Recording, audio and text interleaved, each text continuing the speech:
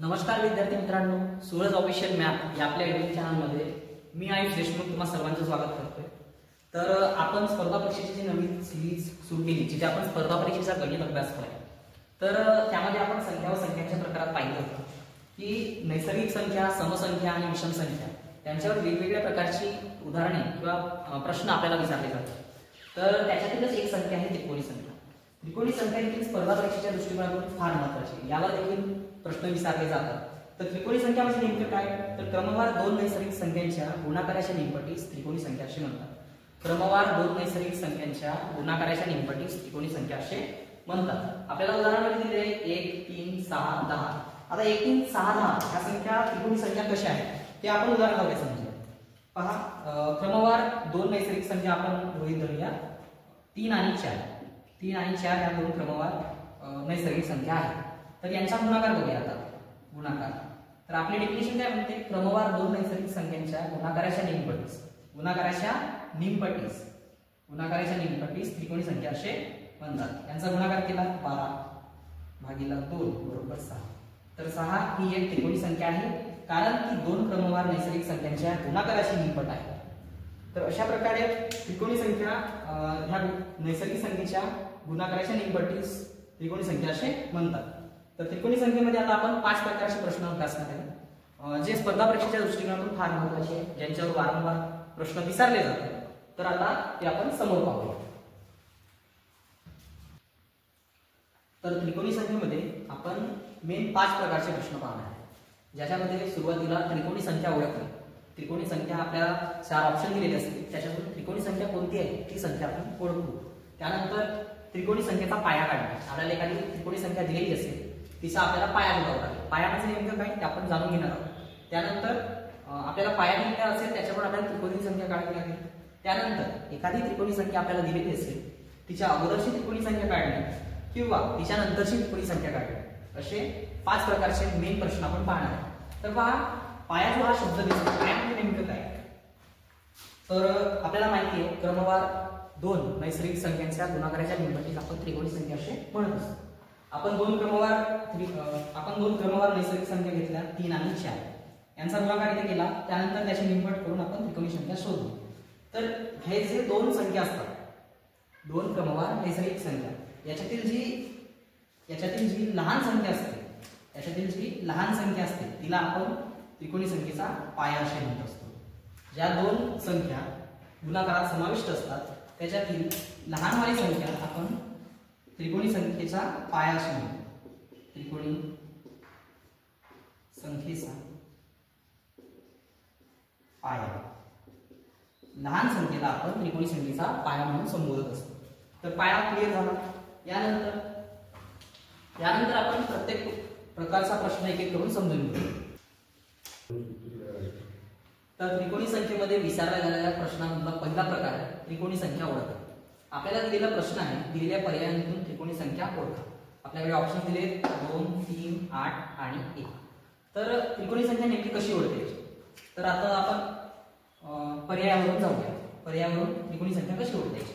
तर आपल्याला जसं उदाहरणात 2 आपण जर पहिला ऑप्शन पकडला, तर सुरुवातीला काय करायचं? याची दुप्पट करायची, संख्येची दुप्पट करायची, बरोबर 4। आता पाहायचं की 4चे क्रमवार अवयव पडतात का? क्रमवार अवयव म्हणजे 12 असा 12चे क्रमवार अवयव 3 गुणिला 4, ज्यांचा गुणाकार 12 येतोय, आणि हे क्रमवार देखील आहे। क्रमवार 3 झाल्यानंतर 4 येते, म्हणजे हे क्रमवार आहे। तर 4चे अशा प्रकारचे क्रमवार फॅक्टर पडत नाही।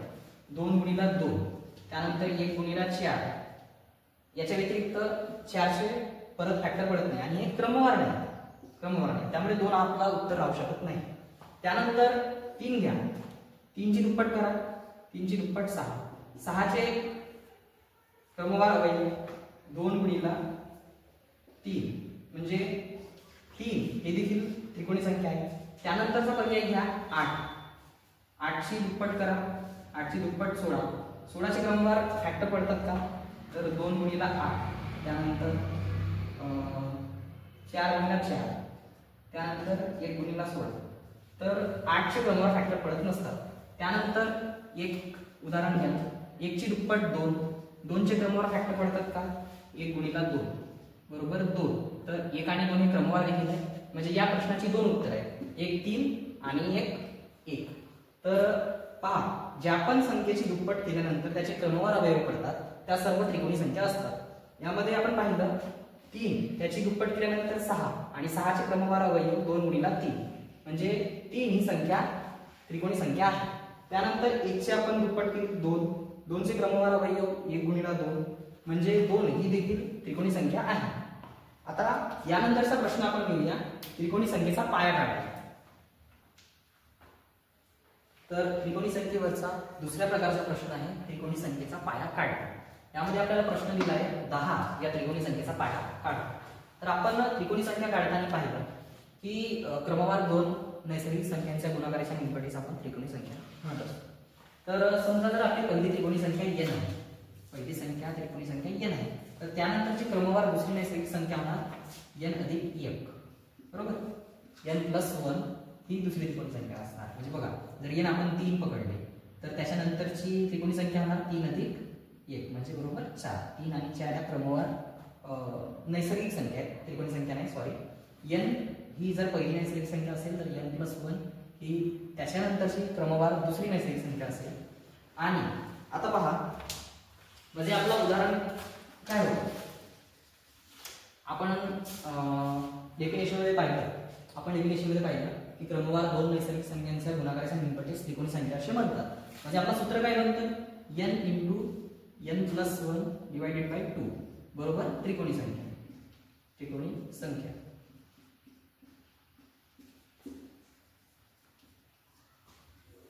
तर जर का आपण समीकरणाच्या माध्यमातून याला सोडवायला गेलो तर याला वेळ जात असते. म्हणजे आपण n into n plus 1 assume करू भागीला 2 बरोबर आपली त्रिकोणी संख्या आली 10. मग n इंटू n प्लस 1 बरोबर 10 हे 2 तिकडे गुणाकारात जाणार आणि इकडे होणार 20. मग हे होणार n स्क्वेअर प्लस n बरोबर 20.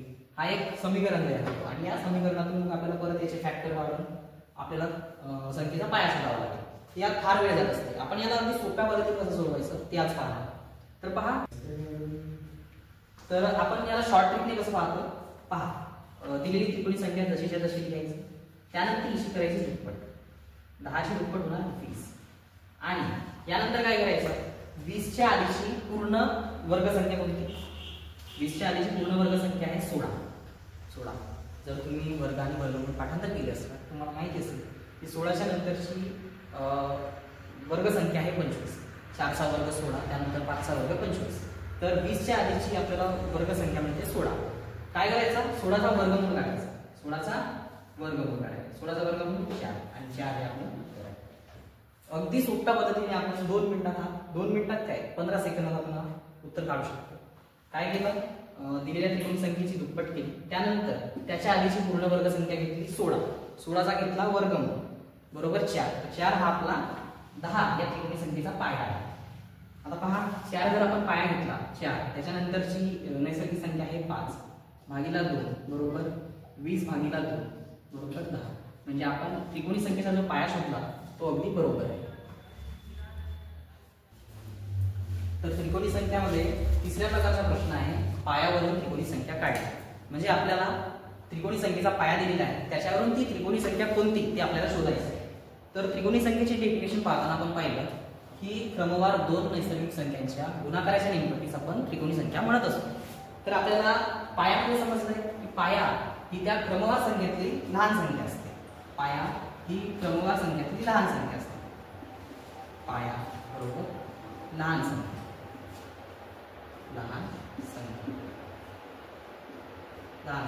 तर त्याच्यानंतरची क्रमवार नैसर्गिक संख्या कोणती होणार 6 नंतरची संख्या.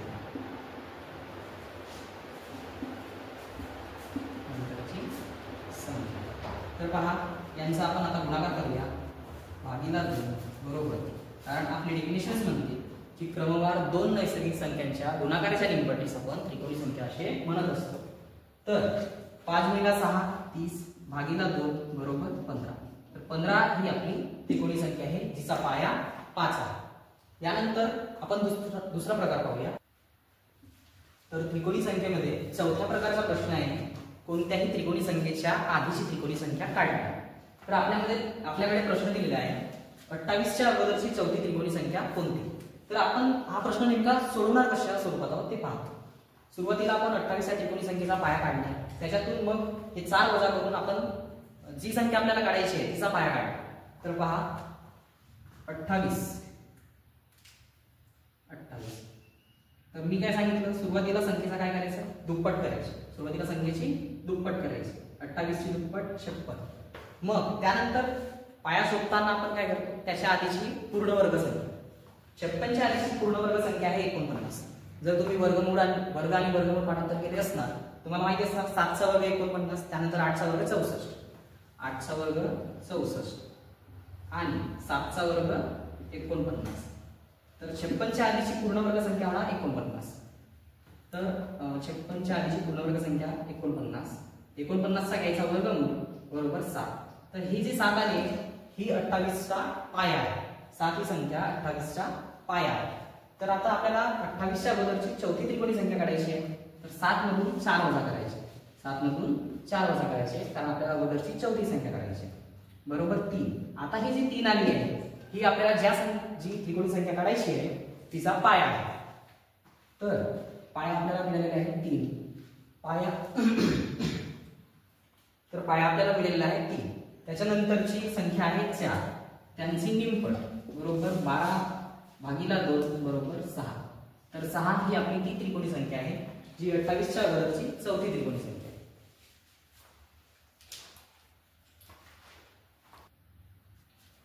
तर त्रिकोणी संख्येवरील 5व्या प्रकारचा प्रश्न आहे, कोणत्याही त्रिकोणी संख्येच्या नंतरची त्रिकोणी संख्या काढणे.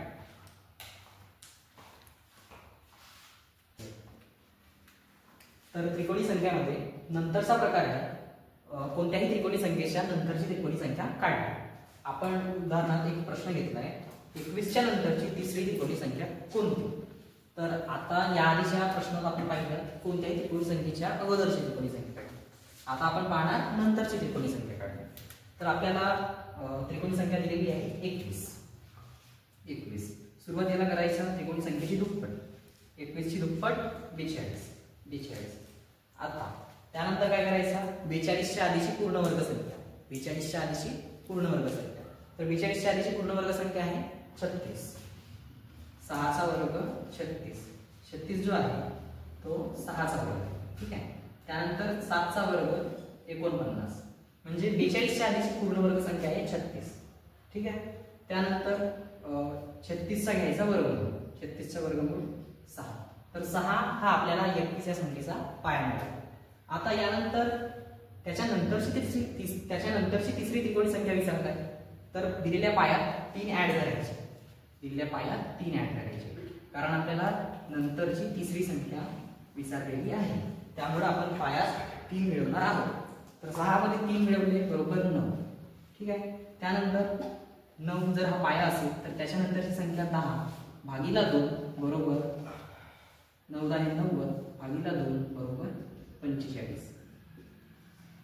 तर 21 च्या नंतरची तिसरी त्रिकोणी संख्या आहे 45.